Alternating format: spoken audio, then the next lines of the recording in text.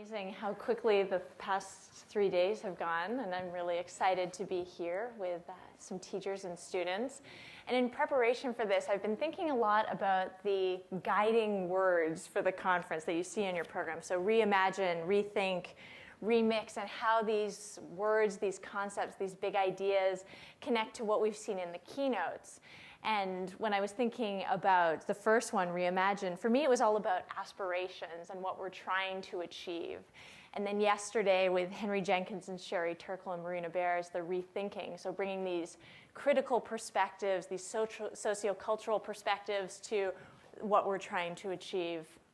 And then today, a very special keynote with Remix. So what does this mean? For me, this is all about, if the first day was about aspirations and then the next day was about implications, this is all about applications. So we've, throughout the sessions, been exploring the applications in all sorts of different settings, in and out and after school, and all sorts of different learning environments.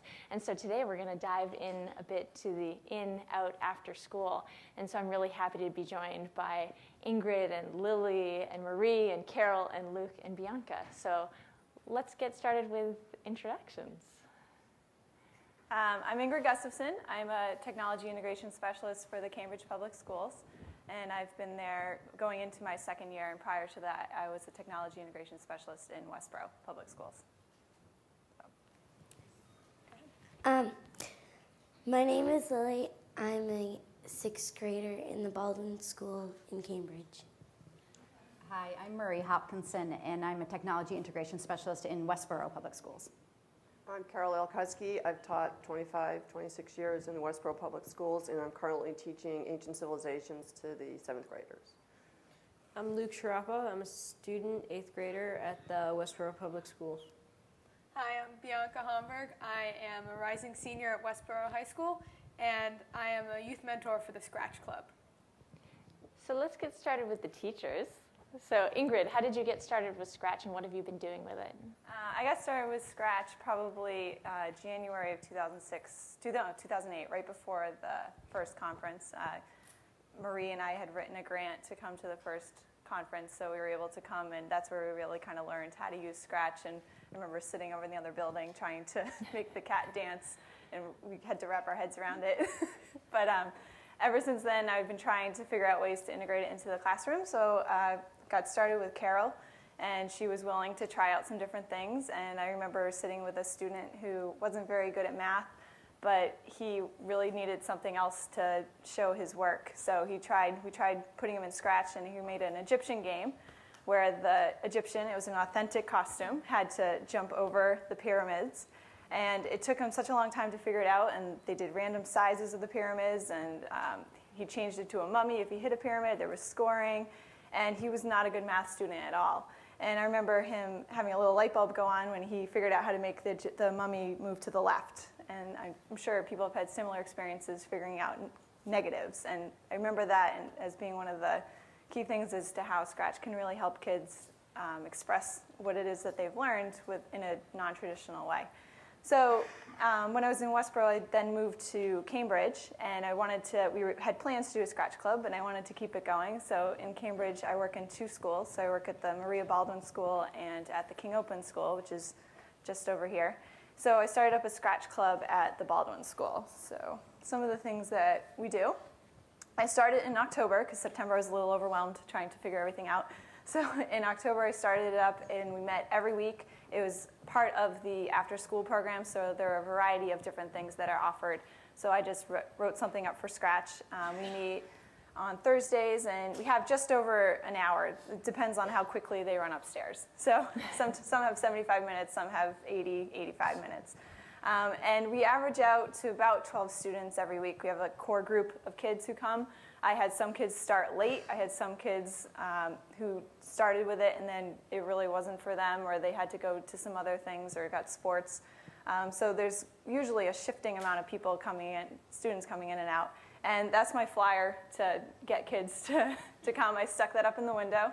And then it kind of grew from there, and I was kind of surprised to find out that there was a group of 4th graders. I originally had it 5th through 8th, and 4th graders kind of clung on to it because they were doing it in their computer time when they were done with all their assignments. And a core group just started coming, and it grew and grew, and we evolved into what we had. So rather than talk about what we do, I was kind of trying to figure out how to structure the sessions when we met.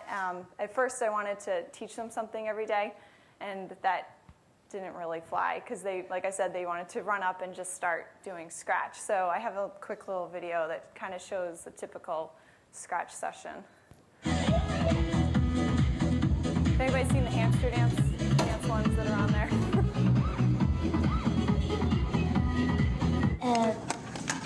This one is the bulbs don't move. Well, the only one I have right now is a takeoff on the Go for a game, and you just click on the light bulbs, and that when they turn yellow, and they go back to turning white.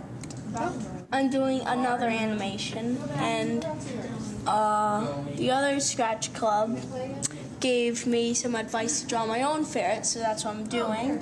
And I'm just putting on clothes for him. The blue sprite, which is in the turquoise area right now, basically has to survive without getting touched by the red sprites. And when the red sprites touch the blue sprite, the game ends, and you learn how many points you get. Alright. So.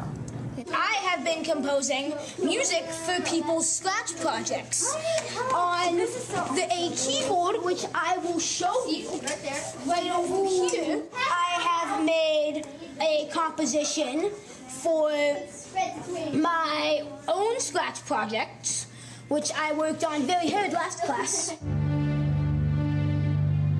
original composition.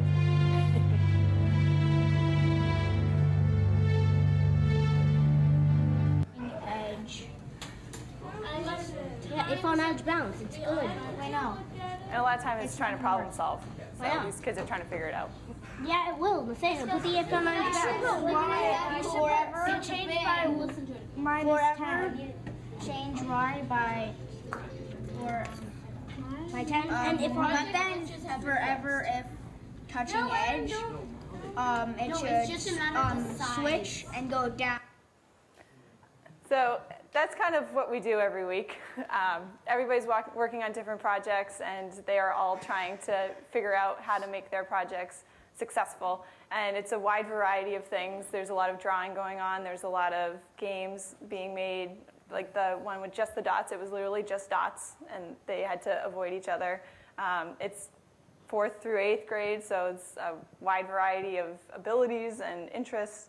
And then I also try to bring in a lot of things like the keyboard. I have a tablet that I bring in since they showed such a strong interest in drawing to try to draw their own sprites. And then I also have a sensor board that I got at the first conference. It was one of those suckers that I pulled it out and I was like, yes, I need that. So I brought that out, and so I have some clips I literally just pulled it out, and we actually pulled in some kids from the hallway. They got so excited when they were trying to figure out how to use the sensors. This is a raspberry fruit snack. Let's test the blackberries. Let's test the blackberries. Candy cane is not a conductor. Oh. Fingers.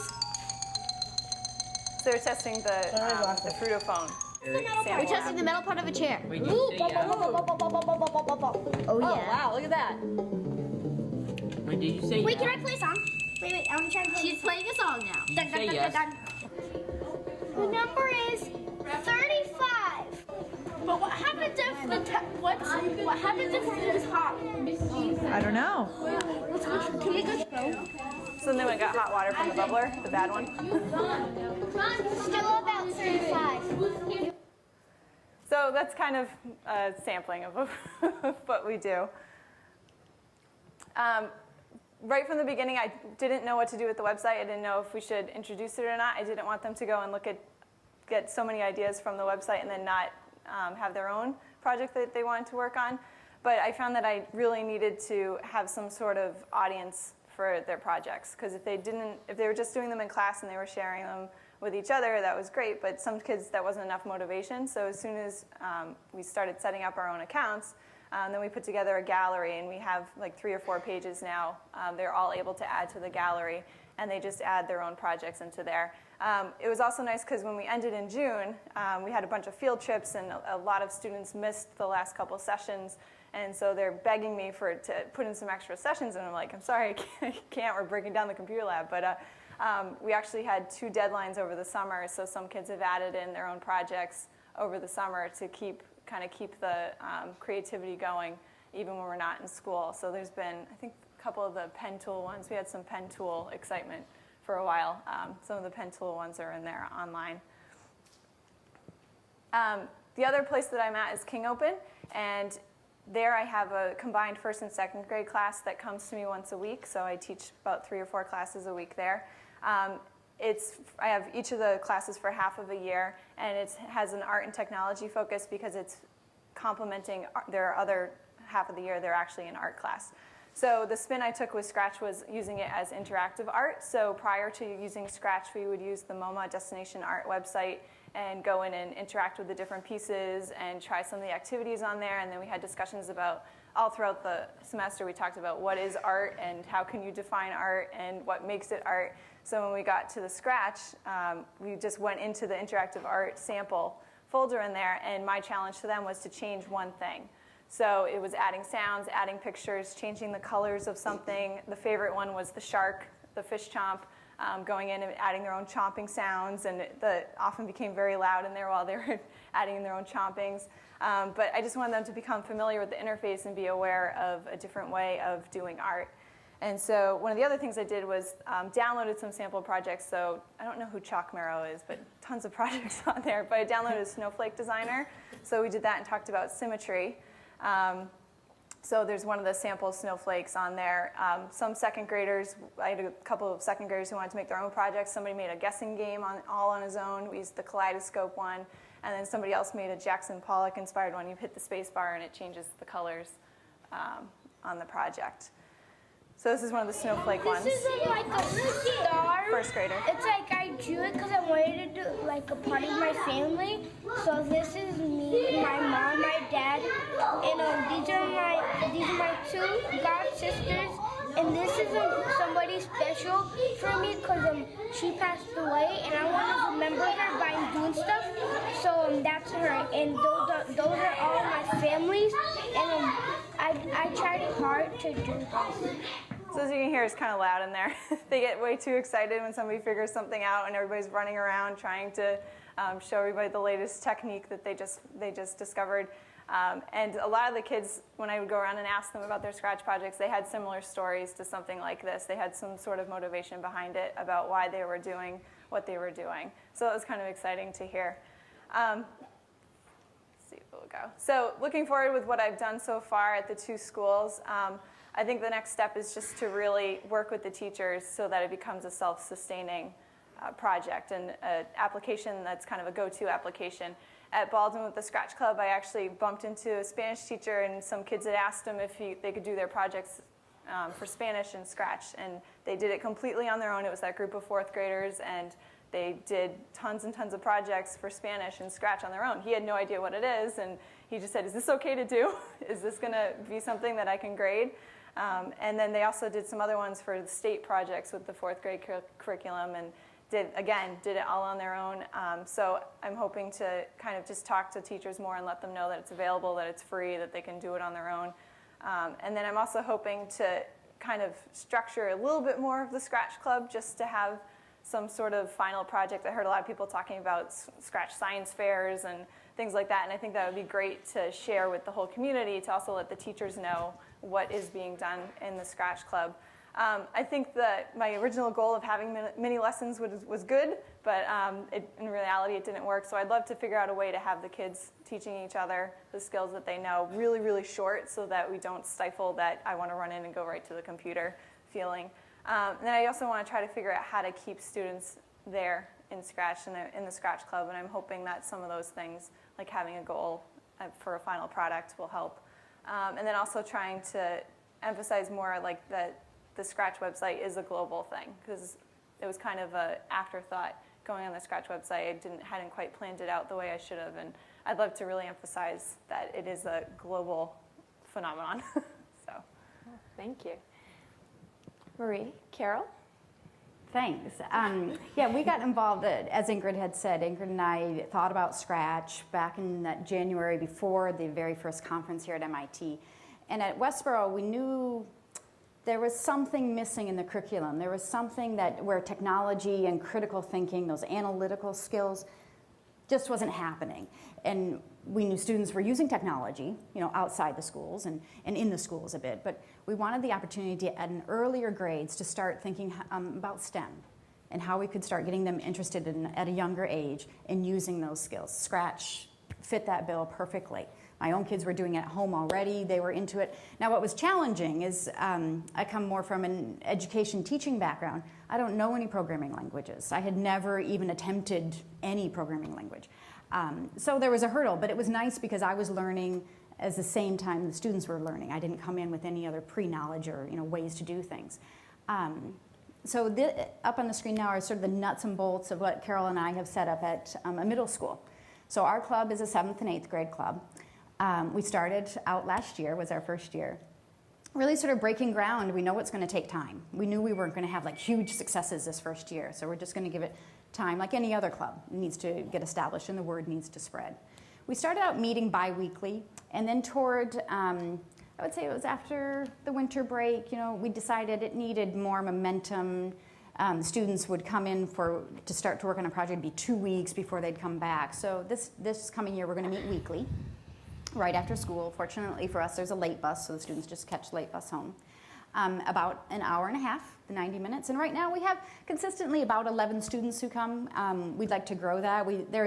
In the middle school in the spring, there is a club fair that all the incoming 6th graders can go and shop around and look at all the clubs. And it was interesting because we got our banners together and they helped. We were the only one that had a laptop, at the club fair. So all the incoming 7th graders were like, oh, a laptop. So they ran right over to our booth first. And so we're hoping that was, will be successful for us going into this coming year. Okay, I got involved with Scratch Club right after Ingrid went to the conference. She came down and said, you're a regular ed teacher, social studies teacher, would you like to try this in your classroom? And I've always, in my 26 years, looked for sort of innovative ways to meet different learning styles of kids, differentiate the instruction a little bit. I like to be really creative and original, but I said, I have no clue about any of this programming. And she's like, oh, you'll be fine. So at the time, I was teaching an enrichment social studies class, just one period at the end of the day. So she said, why don't we just start there? So she came in, introduced it to the kids. And as I saw her introducing it, I started sort of seeing the big picture of what it might be able to, allow the kids to do, maybe get rid of those poster projects and those PowerPoint projects and those dioramas. Maybe, I thought, okay, there's something to this. So we didn't really know what we wanted for goals in the club. We really didn't know where we were going to start. So we came up with sort of 4 areas. We also had 7th graders, so we didn't really want them just playing, kind of. And I've been there for 25 years, so I kind of like a little structure. And these guys aren't quite as structured. Originally we thought, well, the project should be academic in nature, kind of, with the content, the standards, time on learning. So could these kids develop things that would go along with it, something they learned in art or music or phys ed even. I also had this sort of pet peeve, make it your own. That's kind of my philosophy, that the kids know that if they come to me, they're going to be like doing everything original and everything creative. So I was really a bug on, could we make the sprites more original and the stages? Do they have to be those little ghosts? It took me all year to get one kid to draw his own ghost instead of that ghost that was on there. The other thing that we wanted was the mentor model, because I knew nothing about this, and I was depending on these kids to teach me how to do this, and then I couldn't depend on Marie to run around to every student in the club. They talked to her all the time, and I had no clue what was going on. So the kids were teaching me, but I needed to move them forward, so we came across, I met Bianca. I had Bianca in the 7th grade, and I saw her in the hall one day helping the science, and I said, Bianca. So I said, why don't you come and help? So it was really great because she moves the kids forward and then they do, and I move me forward, and we can relieve Marie a little bit. And then the last one, in my social studies teaching curriculum, I use a lot of websites, like the British Museum websites on ancient Mesopotamia and ancient Egypt and ancient Greece, and that one the kids love where the mummy maker, where you pull all the organs out. And I thought, now wait a minute, this is maybe something that these kids could do with this. They could share their content with me. So I wanted to be able to show some of these to them, and that's where we are. Cool. So where we are right now, we've decided we got together at the end of this year and really started to think, so where is this club going? What do we want to do? What's the focus? And with Bianca's assistance, she has a lot of ideas about how to get students engaged. So we need to really set some goals. We know we want to continue the collaboration piece with the Cambridge School. We want the projects to be academic focused or real life problem solving. We want to give them, we see this as ourselves as more of the coach, in giving them an issue, like a real life issue in our town is that we have a railroad bridge that is too low. So semi-trucks go under it and are constantly getting stuck. And this is a real problem. So we had kids, you know what, we've got this engineering problem. How could you build a road system where the truck would be diverted? So we had students actually grappling with these real life situations. And that's something we want to continue going into next year. In the sharing of the work, we have our club website, but we want to, or a club account on Scratch. We want to be able to share that a bit better with the Westboro community, I think, and the school community a bit better. The teamwork issue is great. I think, actually, Luke had the idea. We brought in the smartboard one day and stuck it in the club meeting. And then we decided to do group projects. So everybody, would maybe have 3 minutes to go up and add a bit of script. And then we would see at the end of the club meeting what project came out of that, the real teamwork. 1 hour working time. Having more of, Ingrid was saying, it is a challenge when you run a club. The students want to just run in after a long day of sitting in class. They want to run in and have some almost downtime. They want to zone out and just get into their project.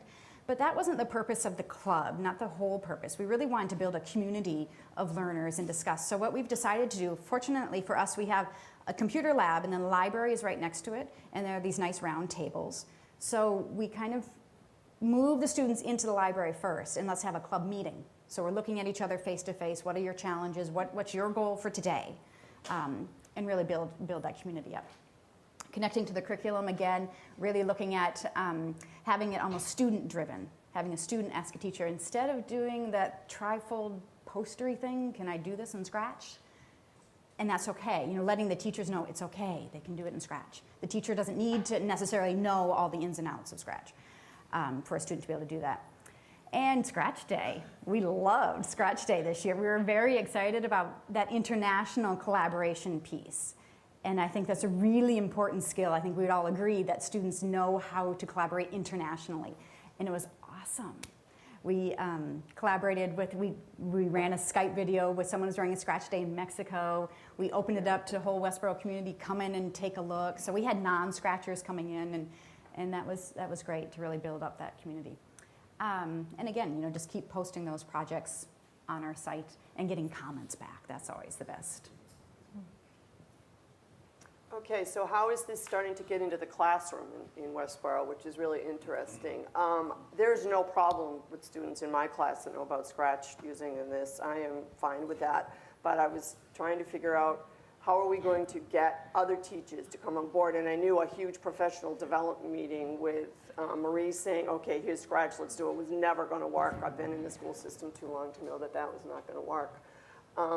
So I kind of consider these Scratchers and myself maybe as seed planters. These kids were coming back, because a number of the Scratch clubs I actually had in social studies. I twisted their arm to come, no I didn't really, but, and they would say, well, can we do that? Can we do this instead? And my team of teachers, I work with math, science, and English, so it was easy for me to kind of say, you really should let the students try this. So basically that is working, and you'll see one at the end. Actually, I had some students doing simulations of the Battle of Thermopylae where they could draw the phalanxes and they could get their violence in with the arrows on this rather than just, shooting the sprites. The English teacher was doing a lesson on versions of Cinderella, and one of the students did an interactive map, so you could click on a continent to see if there was a version of Cinderella in that continent, and it might come up, nope, there isn't, and then if there was, the version would go there. Then in math class, she always did projects on rate, distance, and time, and this is one of them. I don't know if it's ran. Oh, it already went, okay. I don't know much about this as well either. But I see it as just little seeds. It's just not something, the teachers almost have to kind of trust another teacher, trust the students, and I see that as the way it's going to grow. And looking forward for us, there were a number of areas that we thought we could move forward, but the three of the major ones were definitely see if we can get a few more female students in there. We don't really care whether there's male and female or the numbers at all, but we would like to see that. And we are adjacent in the parking lot to an elementary school, so we were thinking maybe of using our Scratch Club as an outreach program, and our time overlaps a little, so maybe these students could go in and teach the K 1, 2, 3 and kind of get other boys and girls interested at a younger age. And also, I'd like to see the collaboration again, but maybe an art student with a programmer person, one with a history buff with a programmer, the music, et cetera, a little bit more there, as well as the problem-solving collaboration. And I think our final goal, obviously, is this integration into school culture, which I see as going slow, but I think teachers, as a rule in the public school system, have to start to trust that this is okay and that this is just as valid as a project as a major research paper and those dioramas. So that's where we are. That's great. So Lily, do you want to tell us how you got started with Scratch? I joined the after-school Scratch Club, not at first, but my friends kind of told me about it, and it seemed really fun. So I joined in. It was really fun. So how long have you been with the Scratch Club? Did you come right away? No, I didn't come right away. So not. I haven't been in the Scratch Club too long, so I don't really know how long I've been with. First January, February. Yeah. It's like somewhere midway through the year. Mm-hmm. So there were the other group of girls in her class that were coming, so she came along with them. Mm-hmm. Luke, how did you get started with Scratch? Well, Mrs. Hopkinson did a few lessons about Scratch in 6th grade, and I liked using the language, so I downloaded it at home, and when I heard that our middle school had a Scratch Club, I decided to join that as well. So we heard a little bit about how you got roped in. Yeah. What is your version of the story of how you got involved? Well, so I started with Scratch in about 8th grade, soon after it came out, when my dad saw an article on it in the Boston Globe. And so I kept playing around with it, and then I was at the middle school tutoring, and Mrs. Alkuski asked me, as she said, if I wanted to come help out. And so I came in, I gave a lecture, I showed some of the kids my projects, and talked about what I'd done with Scratch and what maybe some ideas what they could do with Scratch. And then I just started coming back every week to help out, go around talking to the kids individually, seeing what they're doing, what I can help out with, some suggestions. And I definitely try and recruit them for computer science team and math team at the high school. Cool. So on the subject of projects, what has been one of your favorite projects? So we'll start with Lily. My first project was a project on pandas, and they were singing, but I couldn't actually find the music because it was a real song. So what I made them do was just move and play the drums and stuff, but I couldn't actually put the music on. So I'm still gonna try to put the music on once I find how. So that was my first project I ever did. And then what type of projects did you work on since then? Well, I worked on projects that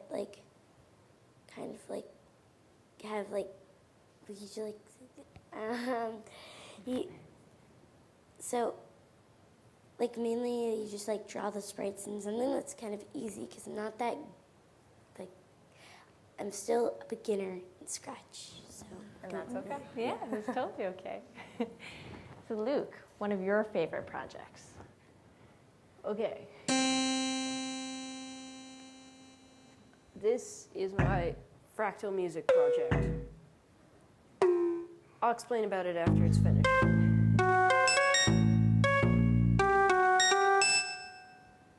One more.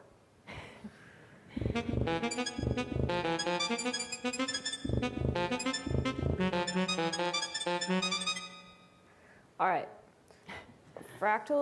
This project interprets fractals, which are mathematically self-similar shapes, into musical notes. I first learned about fractals a while ago. I believe I saw some show like Nova or something like that that discussed fractals. I believe it was the Mandelbrot set and the Julia sets. So I stored that in the back of my mind for a while. Then, sometime later, I found on the internet a free fractal zoomer, which is basically a program that can display various fractals, and I can look at parts of them, and it's really cool. Then, another time later, sorry to be so vague, I don't remember that well, I saw yet another Nova show about fractals, but now I knew about Scratch. So I thought, what if the fractals were music? And that night, I was in bed before I fell asleep.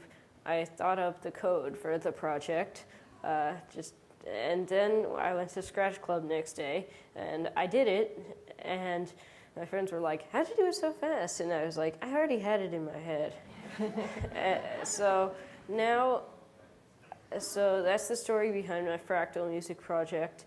And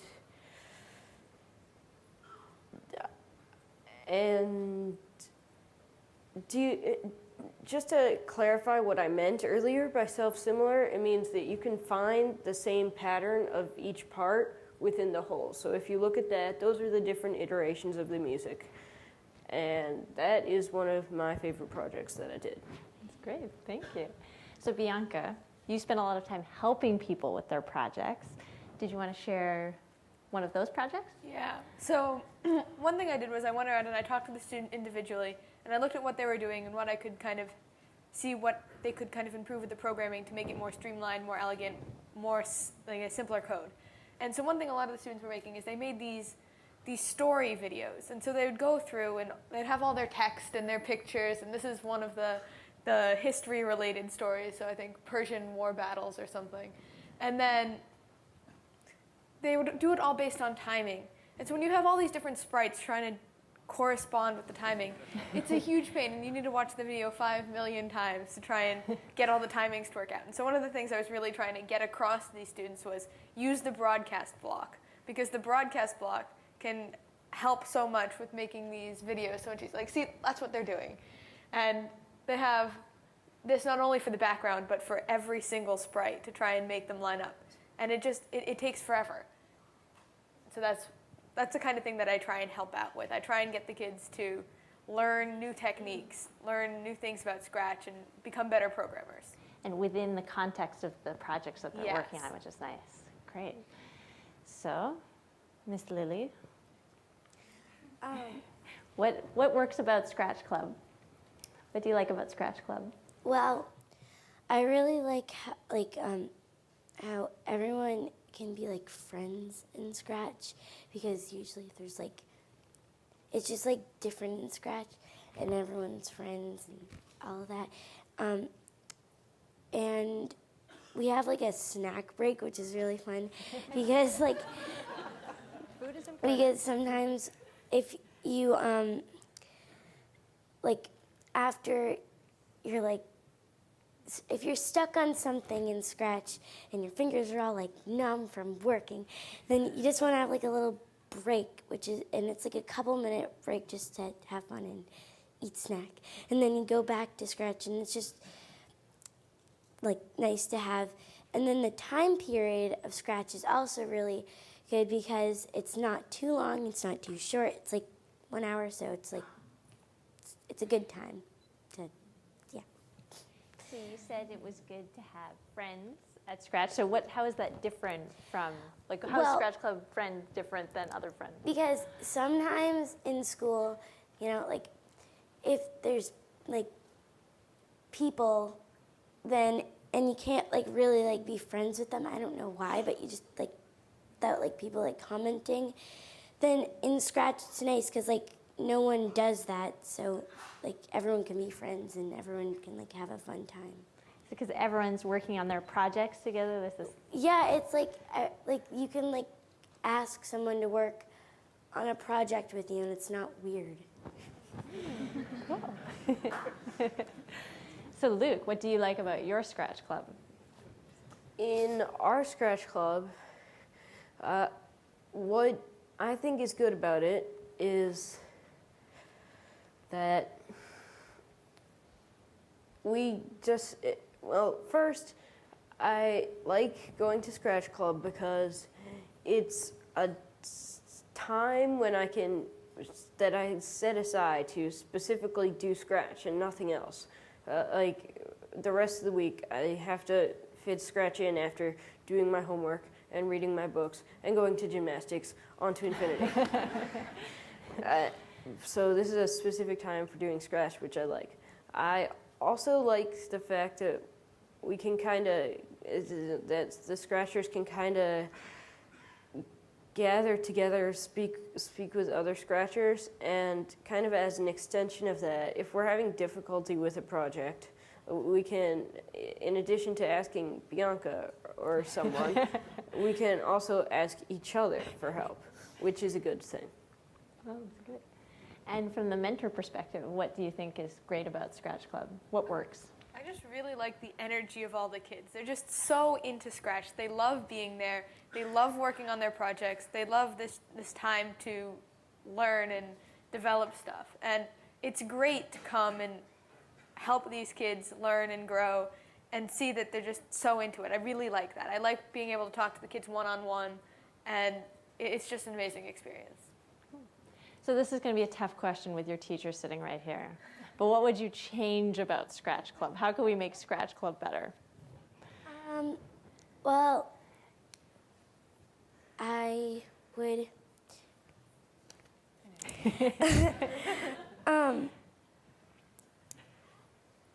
I think I would like.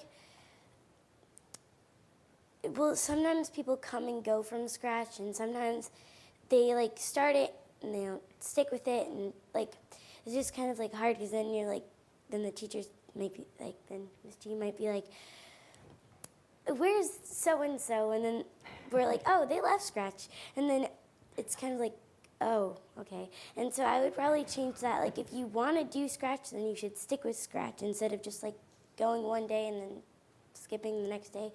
And I think it's fine if you start late and stuff, but like, yeah, like if you just like go and if you like come and go, then it's kind of confusing and hard. And like sometimes people just think if you go to Scratch, then it's like you have to, then it's like free computer time, and it's not. It's for Scratch, and Scratch is fun. So like. I know that you spent a lot of time working with other people on their projects, and there were some times where someone had a project that you were helping on and they weren't there. Yeah. That made it hard too. Oh, and I know that Scratch 2.0 is coming out, but I think I hope they put out the library like idea, like it's like the codes for the scripts, or the code that's already written, like it's a code that's already written out that's kind of easy, and then it shows you like what it does, and that you can like use that. You don't have to like type the code yourself or anything, and you can just like grab it, and that's the library idea. And I hope they come out with that like in Scratch 2.0. So. Some more sprites with scripts, Scratch team. Yeah. Yeah, because one of the things Lily said that she's always been working on is trying to get better at programming. 'Cause Yeah. she's really good at drawing. So.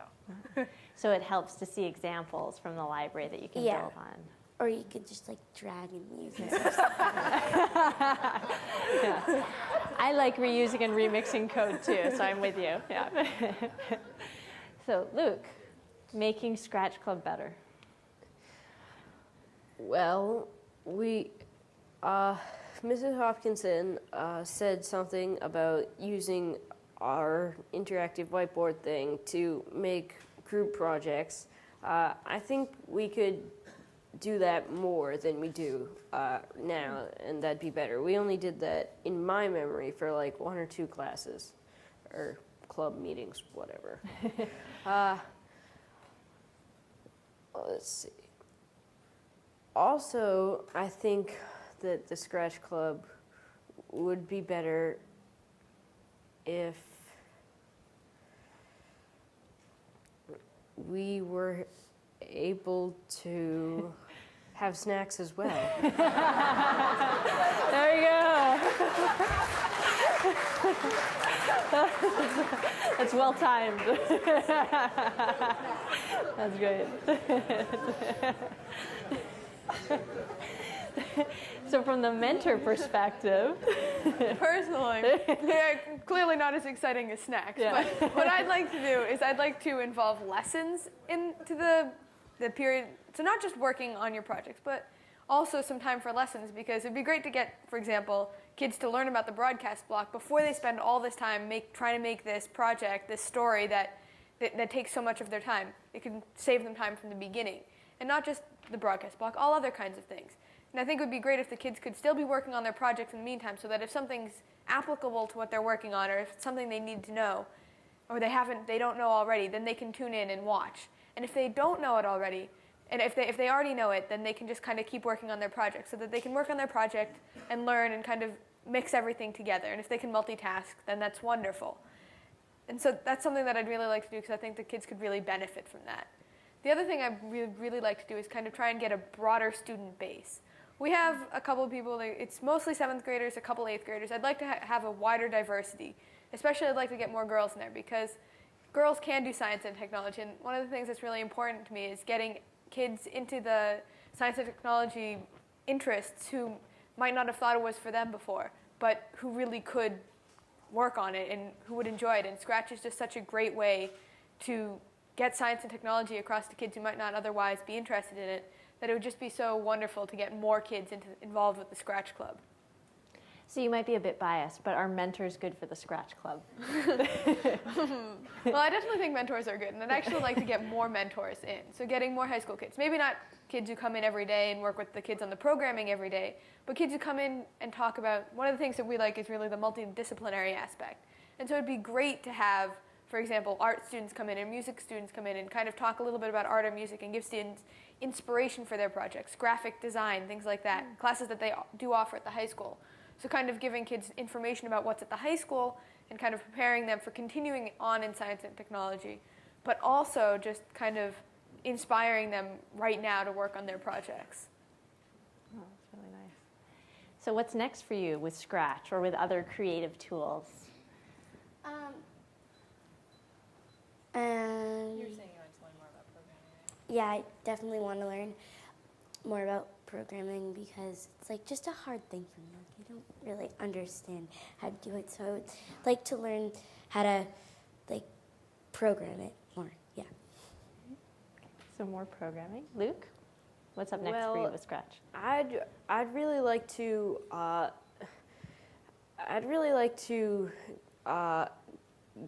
start. I'd like to be able to program with the WeDo motor, and even it'd be better if we could go beyond that. I was reading the forums the other day, and I heard someone, well, not heard obviously, but I read someone refer to connecting Scratch to the room with the blue roof, and I think that they have the idea right. We need to connect Scratch, make it do stuff in the outside world. The programmable devices thing with the fan that went on Oh. when you clapped. All that is what I'd really like to move towards. If you saw this at the poster demo session yesterday, it was a very, very cool demo. Cool. And what's next for you? So you're looking at college. Yeah. So in terms of for myself, so I love working with Scratch. Scratch is great. I've used it for some in-school projects. I'd also like to keep learning about new programming languages, new things. I know Java from school. I'm currently working on learning C and C++ with an orangutan chip. But in terms of the students, what I'd really like to work with is kind of getting them to use more of Scratch, because they're kind of using this small subset. It'd be great to get them to expand and kind of explore all the possibilities. And I'd also kind of like to use Scratch as a jumping off point to get them into more science and technology things, more engineering. I'd love to have at Scratch Club, not just Scratch all the time, but once in a while maybe we'll have an engineering contest or robots, things like that, other cool things that kids could get into and kind of help show them that science and technology is really, really fun. So teachers? I'm so glad we found Bianca. Changes to Scratch Club and looking forward? Like I said, I just want to try to get more involvement from the student base at both of the schools and really try to just show the teachers at King Open, all of the second graders moving to third grade now know how to use Scratch. So they may not necessarily know how to program all of it, but they know the interface, they know where to click, they know the buttons, they know how to make things their own in it, and I'd love to just move forward with it that way to let teachers know that your kids already know how to do this. Let them help you, and we'll think of some creative ways to shake up the curriculum a little bit, and just try to keep, it seems scary to a lot of people. It seems scary to me in the beginning when I first started using it, and I've been using computers my whole life. So I think just showing people that it's really not that bad and that it's the way things are going. I mean, computers aren't going away, technology's not going away, programming's not going away. So just making sure that everybody knows that something that's simple and easy to use and very creative is available. So. And I wholeheartedly agree with Bianca that we want to expand it beyond Scratch, or include more engineering and technology in our Scratch Club. Nothing against, wars that happened in 40 AD. Students do need to know about these battles. But we need to give them the skills. We need to teach them how to collaborate internationally or even with each other. One of the benefits that we didn't anticipate in our Scratch Club was having students share with each other, looking at each other face to face, talking about critiquing each other's projects, even standing up in front of the club. Those interpersonal skills, which we didn't, that was a side benefit of our Scratch Club. So we want to grow that social piece as well. And the importance of these critical thinking skills. I'd love to pull in real life examples more often in our Scratch Club. I was on the beach in Chatham just a couple weeks ago looking for sharks, and I met this man who was there looking for sharks as well. But we got to talking, and what do you do for work, sort of thing. And he works in Chicago, has his own little company that he builds scanners for factories and helps them build a process, to count the number of lollipops that go in a bag. I'm thinking, that's Scratch, that's your programming. And I was like, oh, can we Skype with you this year? Because what you're doing is what the kids, those types of real life examples where they can see where it definitely applies to their life. So integrating that more into the club. My message is, I think, that I'm not like Ingrid and I haven't had computers all my life. In fact, our first TV was this big. To sort of be a teacher that has embraced this technology, and I realize that it's not going away, and these kids are technology savvy, that can be an integral part of what you do in math, in science, in social studies, in English, and I hope for me to kind of be that person that they trust and just say, go ahead, try it. I know nothing about this, and I tried it, and if it wasn't for these little people, I would know nothing still about it, but every day I learn one more little code.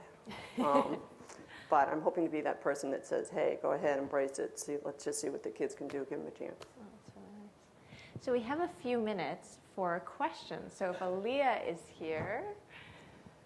So does anyone have any questions? Okay, so we've got a question over here. So Aaliyah will bring you a microphone so that you don't have to shout up.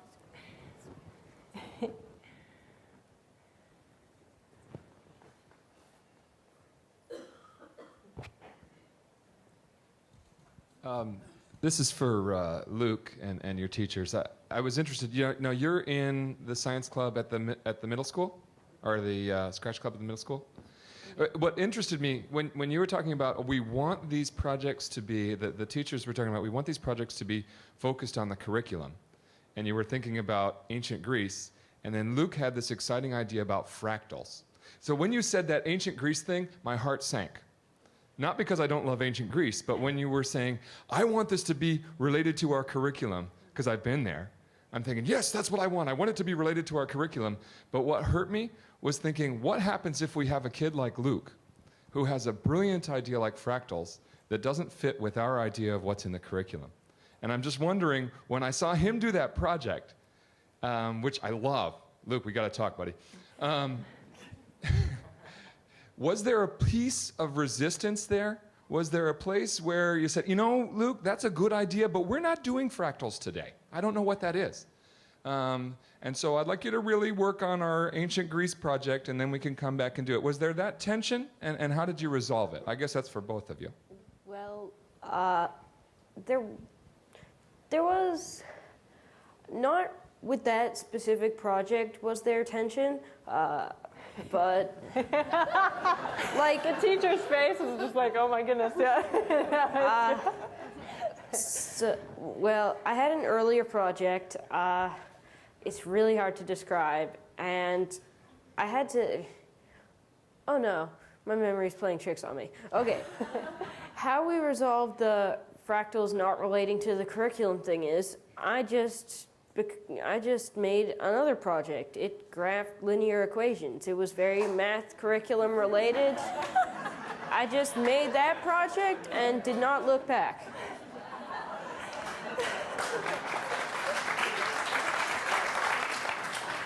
That's one of the things that I think worked out is that not all of the kids, they had various projects. And some of the projects were academic, like Luke's, and some of the projects they were making Call of Scratch. Like Call of Duty, the video game, now it's Call of Scratch. There are kids they're making all kinds of different things.